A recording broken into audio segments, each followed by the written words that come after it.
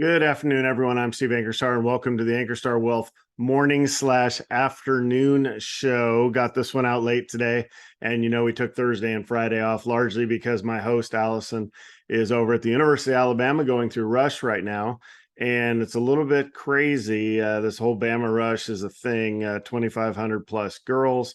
8 days, about half of which is philanthropy. So they're actually putting to work for good, for good causes out there. And 20 girls have quit already. If you want some entertainment, hit up TikTok for Bama Rush, and you'll see how crazy and intense it is. But she's out there. She checks in a couple times a day so far, right? So that's good news as parents. And yeah, so far she's having a blast, and it's really going her way. So we shall see. So wish her the best of luck with that. But for our afternoon show, we're going to get back to the morning schedule tomorrow. I'll probably be on my own for the rest of the week, and then we will see from there. But Allie fully intends to come back and host the show depending on her schedule, but probably after the craziness of Bama Rush has worn off. But let's talk about what we're going to talk about today. The Inflation Reduction Act obviously passed the Senate, going on into the House. We'll see. We're going to talk about the winners and losers and how that can affect your portfolio and how it affects the overall market. Also, Nvidia released earnings today and laid an egg, right? And that was a warning for all the chip stocks out there, which have already been beat up. There was the big chip bill that got passed. We thought that would take those stocks higher across the board. That has been dead wrong. They've all sold off. So we'll talk about that. And lastly, we just hit new records for household debt, which is kind of in itself, it isn't necessarily a bad thing. One person's debt is the other person's leverage. However, so either people are getting smarter with the appropriate use of debt, or they're levering up going into a recession, which could end obviously poorly. Before we begin, as reminders, financial education presentation and should not be construed as personal financial advice. Full disclaimer information is available at ankerstarwealth.com. Now let's get started with this Inflation Reduction Bill. All right, I'm going to share out a little couple screenshots here from CNBC. There's going to be winners and losers with this bill. And again, it's passed by the Senate, goes off to the House. I think some version of this gets passed, and honestly, my opinion, which is the one you've been hearing on the media all day, is it's just a tax bill. I mean, they're looking to raise taxes across the board. You could argue whether they should or shouldn't. Not really going to get into that, whether they should or shouldn't. We're going to get into if it passes, what is affected. Automakers, maybe, but maybe not Tesla. According to this article, utilities, for each one of these to say utilities and tax and ratepayers get tax breaks. True, but then in the lower part of the article it says, but that may not help their stocks, and here's why. So you can read up on that on your own. And then certainly the mega caps out there, which we invested in all of them, are going to get hit due to the 1% of excise tax on buybacks. To me, that's crazy. I see where they're going with that. But I honestly, that would be completely reversed. Yeah, a lot of these things, if they go into law, I think are reversed upon a Republican win in 2024. I think these would all be just reversed very quickly. But yeah, you can kind of read through this if you want. I think the market struggled today with it. Initially was in the green, started heading south, and then Nvidia released earnings, took it fairly well into the red, and then kind of bounced back. So it's really almost the most flat day we've had in the market in a while. All right, carried interest is going to be gone. You can kind of make an argument that it should be gone, to be honest. So I buy this one.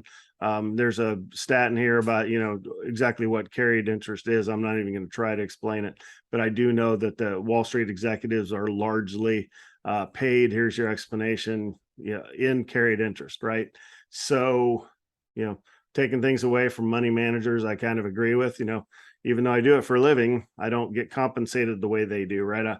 I market against these types of setups and arrangements and hidden fees and all of that stuff, and this is kind of one of them, in my opinion. So I don't get compensated this way, so hey, you can kill it off. Doesn't bother me. It's probably the right thing to do. However, what I don't agree with is stock repurchases. I honestly think it should be within the right of any stock board/group of shareholders to vote in buybacks if they want to reduce the float, right? Reduce the number of outstanding stock. They can issue more. Why can't they reduce, right? So every time they do a stock buyback, if I have a share of Apple and Apple buys some stock back and retires it, that means my iterative one share in an ocean of million shares is that much stronger, right? Because I own that much more of a piece of the pie. So I don't know. I kind of don't get this one. And I do think that this would be, 1% isn't a big deal, but you're also talking about the biggest numbers of the companies in the world that are out there doing the buyback. So I think it's kind of ridiculous. So all of this put together. So to kind of summarize, the Inflation Reduction Act, what does it do to inflation? I don't think it does anything. I don't see the math. And, that's been kind of the mainstream media thing too, as well. There's a lot of hidden stuff in here. Why don't we just call it a tax bill, right? But Inflation Reduction Act is supposed to get it passed, I guess, because it's got a sexy title. It doesn't do anything for inflation, right?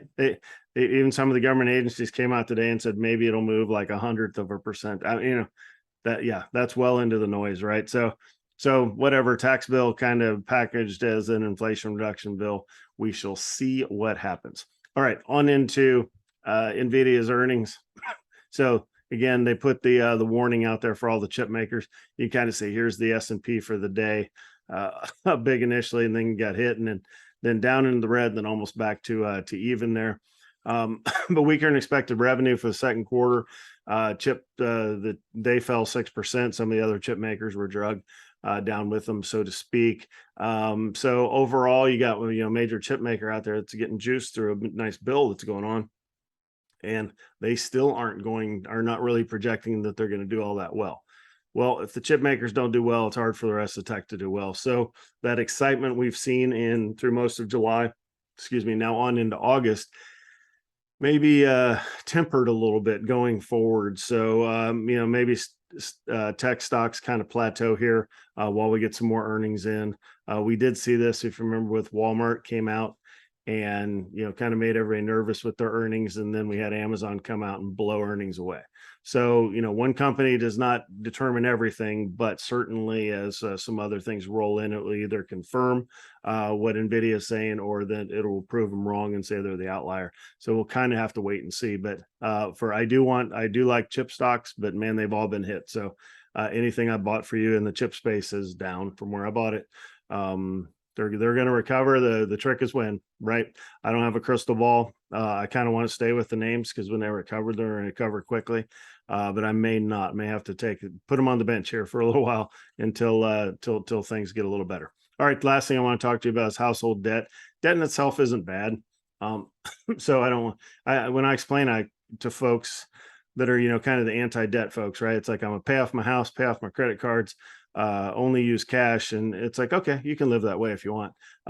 Debt is, the way I explain it, it's kind of like fire, right? I mean, fire is not inherently dangerous. Obviously, if you don't know what you're doing, you can burn yourself, burn your house down. There's all kinds of ways fire can go poorly. But debt's one of those things. If you know how to manage it, you know what you're getting into. You can make the payments. You can use it as leverage. Most people actually use debt as an instrument of leverage to get into a house instead of paying cash. Good on you if you pay cash, if that's your thing. But I kind of like not having a lot down into a house. So if you buy a $500,000 home and you put $100,000 down, and then you sell it, a few years later for $600,000, you've doubled your money, right? So you put the $100,000 in, and it grew 100,000, you've doubled your money, right? That's just math. If you pay it all in cash and then it goes up the same amount, you've only made 20% on your money. And you're like, well, Steve, we made 100,000 every way, so we don't care. And I'm like, well, if I can't convince for that argument, then we probably don't need to argue much more, because you've got your belief in your math and I have mine. But certainly, credit cards, they're not evil. You know what you're doing. We use credit cards, primarily, and we like it as far as a bookkeeping mentality. We just pay everything on credit cards and pay it off at the end of the month, and it has a nice record of all of our purchases and stuff and what we're spending money on. So anyhow, make your own judgment. But I will say that overall, in its entirety, you get things that can make bubbles, right? And is that a bubble? Well, you can certainly make that argument. And certainly going into either we're already in the recession, that's what the 2 negative quarters said. The government hasn't said that, though, because nobody wants to call it what it is.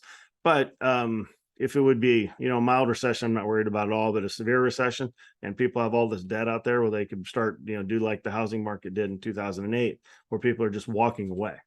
Obviously, that causes a lot of stress to the system. So we'll keep an eye on that. It's just something out there that would be concerning if the recession was a lot deeper.